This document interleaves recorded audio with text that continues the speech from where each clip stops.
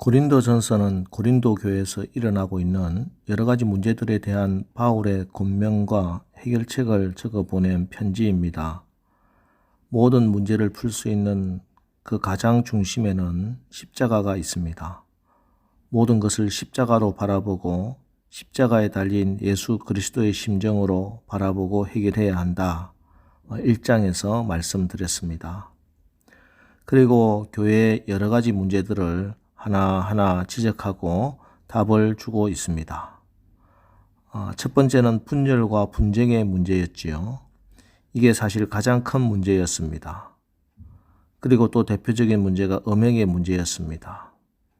이것은 세상의 문화, 세속화된 문화가 교회에 누룩처럼 퍼져 있다는 증거였습니다. 오늘 6장에서는 다시 이 분열과 분쟁의 문제 때문에 파생된 문제, 바로 소송의 문제를 다룹니다. 여러분, 우리가 분명히 알아야 하는 것은 아버지 하나님이 원하시는 것은 자녀들인 우리가 거듭남의 생명을 얻을 뿐 아니라 삶의 변화를 통해서 거룩한 하나님 나라 백성의 모습을 세상에 전하기를 원하신다는 것입니다. 오늘 바울을 통해 성령께서 근심하시면서 책망하는 것이 무엇입니까? 성도 간에 소송을 하면서 서로 싸우는 것입니다. 교회 안에서 서로 파당을 나누는 것도 부끄러운 죄인데 이제 그런 문제가 세상으로까지 나가 세상에 교회를 판단해 달라고 한다는 것이지요.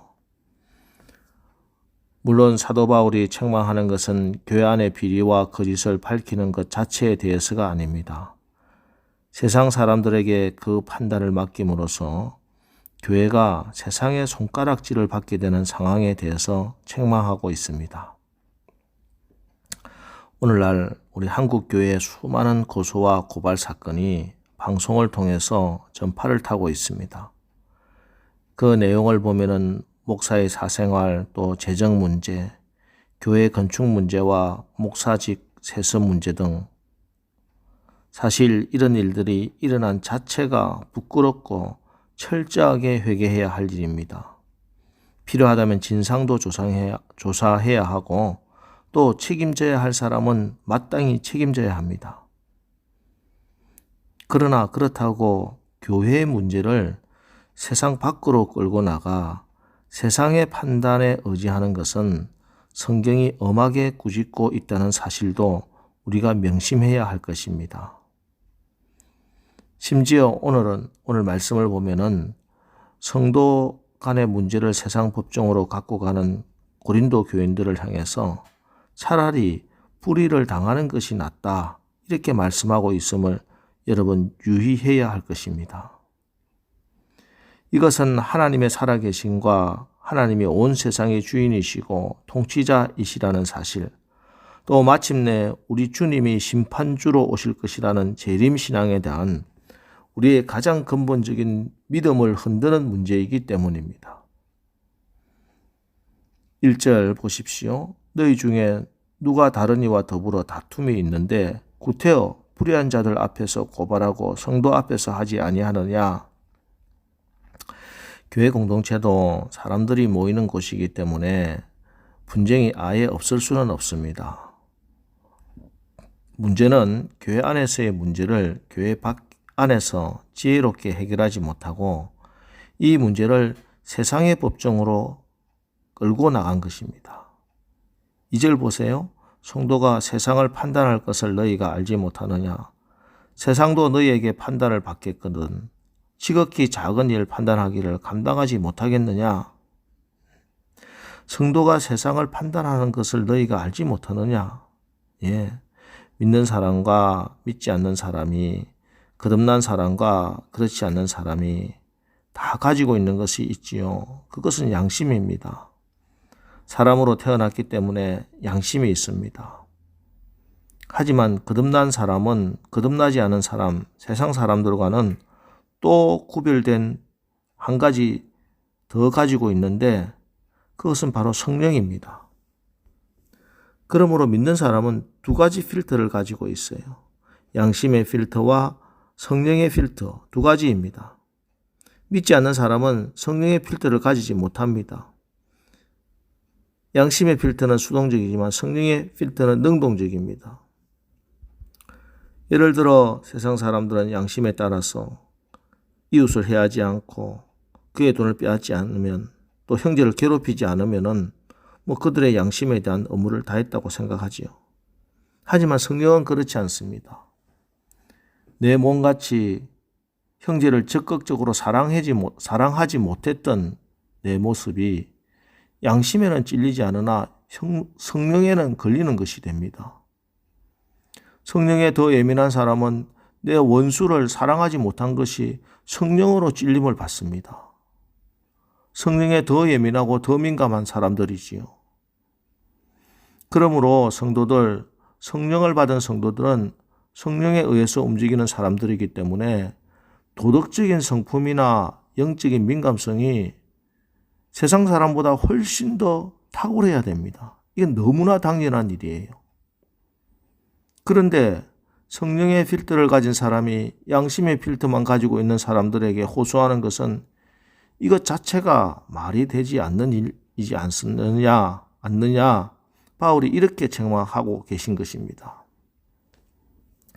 그래서 오늘 바울은 고린도 교회 성도들에게 처방을 내립니다.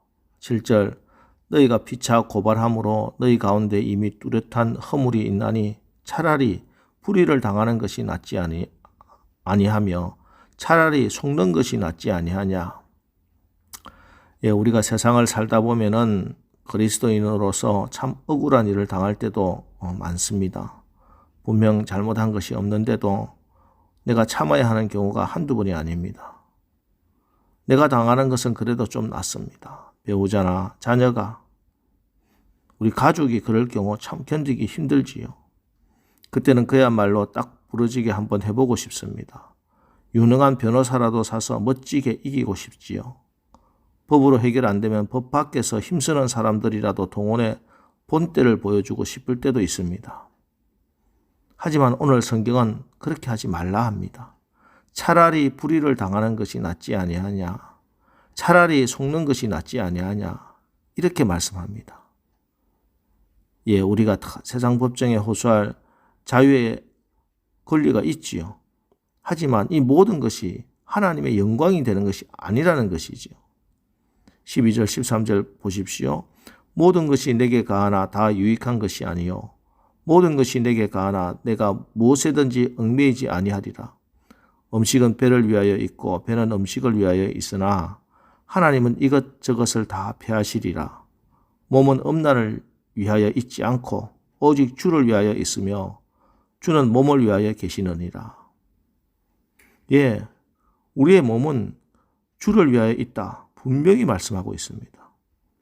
여러분, 우리가 살아가야 할 목적, 오직 주님이십니다.